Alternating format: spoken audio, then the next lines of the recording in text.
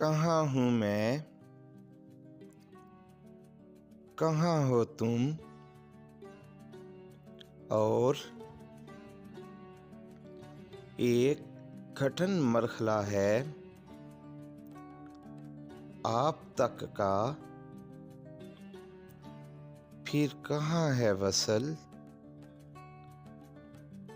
कहाँ है हिजर, कहाँ है किस्मत, और कहाँ है मोहब्बत। बस कीजिए खुदा के लिए,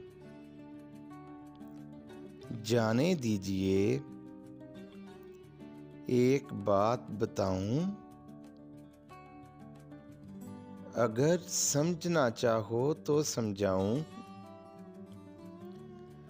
ये जो आइन है, ये जो शीन है, ये जब काफ करता है, खुदा के बंदे जिसे ये लाहक हो, फिर इसे बर्बाद करता है। मंतक इसकी समझ नहीं आती,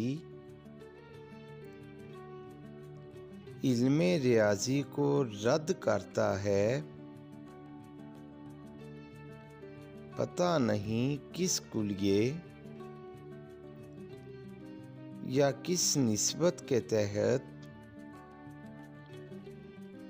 अली ये जुफ्त को ताक करता है, अली ये जुफ्त को ताक करता है।